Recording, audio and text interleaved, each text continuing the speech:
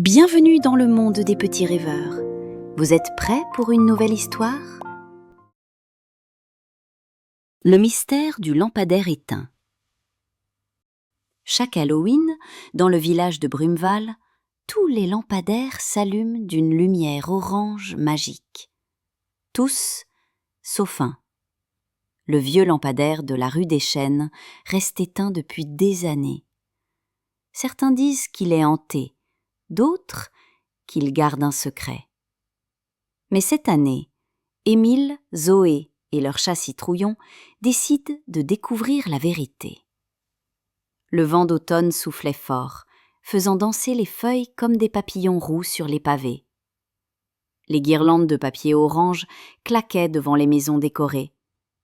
Émile et Zoé tenaient leurs sacs de bonbons, déguisés en vampires et en petites sorcières. Leur rire se mêlait aux clochettes lointaines d'autres enfants déguisés.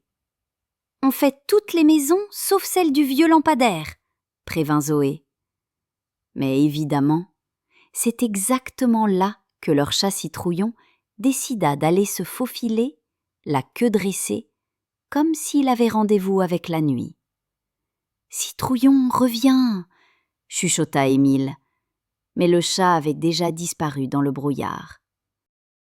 Le lampadaire se dressait au bout de la rue, tordu, rouillé, entouré d'une brume qui semblait respirer. La lumière de la lune glissait sur ses vieilles plaques de métal.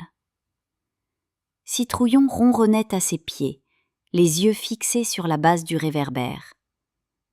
Un instant, tout devint silencieux. Même le vent s'arrêta. Puis soudain, un clac résonna. La lumière vacilla, et une voix chuchotée s'éleva. Qui ose réveiller la lanterne du vent ? Zoé hurla, Émile aussi. Puis la voix ajouta calmement. « Oh, pardon, je n'ai pas parlé depuis longtemps. » Un souffle chaud s'échappa de la lanterne, comme un soupir soulagé, et Citrouillon fit un bond en arrière, la queue tout ébouriffée. Le lampadaire parlait. Une douce flamme dorée apparut dans sa lanterne, vacillante mais vivante. « Je suis Lume, le gardien des lumières d'Halloween. » Les enfants se regardèrent, bouche bée, un peu effrayés, mais fascinés. « Mais pourquoi t'es éteint ?» demanda Zoé d'une voix timide. « Parce que depuis des années, plus personne n'a osé venir ici. Et sans un peu de courage, je ne peux pas briller. » Autour d'eux, la brume sembla se reculer, comme si elle écoutait. Les enfants comprirent alors, la lumière d'Halloween ne s'allume qu'avec le courage et un cœur ouvert. Un léger craquement d'arbre au loin fit trembler Émile, mais la voix de Lume semblait rassurante, presque protectrice. Un bruit étrange surgit derrière eux, un froissement léger, comme une respiration dans la brume. Des ombres glissaient sur les murs, fines et mouvantes, légères comme des fumées. « Les souffles perdus !» s'exclama Lume, la flamme tremblante. « Ils cherchent à voler les rires des enfants. » Zoé serra la main d'Émile si fort qu'il sentit son cœur battre plus vite. Autour d'eux, la rue paraissait plus étroite, les maisons plus sombres. « On ne les laissera pas faire !» Alors, la flamme de Lume se fit plus vive, réchauffant l'air autour d'eux, dessinant un cercle protecteur de lumière. Citrouillon s'y installa, les yeux brillants, comme un petit gardien de feu.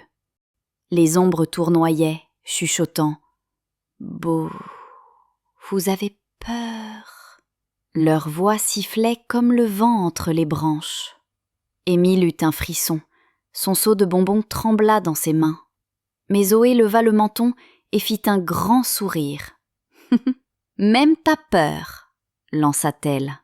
Elle se mit à rire, un vrai rire d'enfant, clair et joyeux, presque contagieux.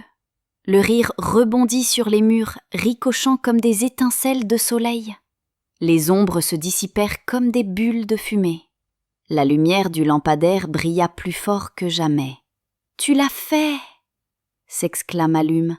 « Tu as rallumé le courage. » et son éclat illumina même les yeux d'Émile, ébloui d'admiration pour sa petite sœur. Le lampadaire s'illumina d'un orange chaud, éclairant tout le quartier de 1000 reflets d'ambre. Les autres lampes du village s'allumèrent à leur tour, une à une, comme un feu d'artifice silencieux. Les fenêtres s'ouvrirent, les habitants ébahis regardaient la rue reprendre vie.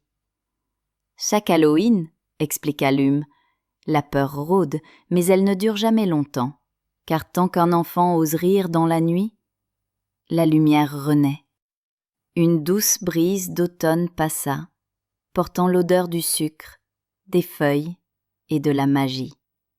Citrouillon miaula, satisfait, les moustaches brillantes d'étincelles, et Zoé crut voir dans ses yeux un minuscule reflet de flamme.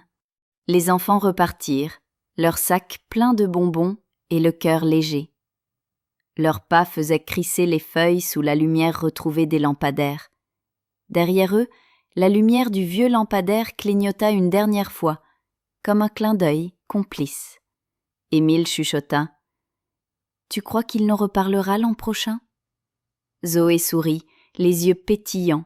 « Sûrement, si on n'a pas peur du noir. » En chemin, Citrouillon trottinait fièrement, portant dans sa gueule une petite flamme dorée, souvenir de leur nuit magique. Le vent semblait fredonner une chanson joyeuse, comme pour les accompagner jusqu'à la maison. Cette nuit-là, avant de s'endormir, Zoé vit une petite flamme dorée danser sur sa fenêtre. Elle entendit le vent chanter doucement, comme un souffle d'amitié.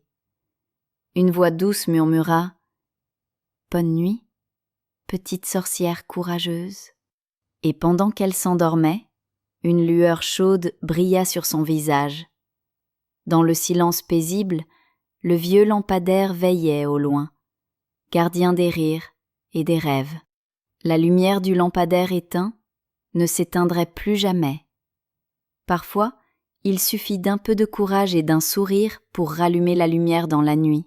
Même quand tout semble sombre, le rire reste la plus belle magie.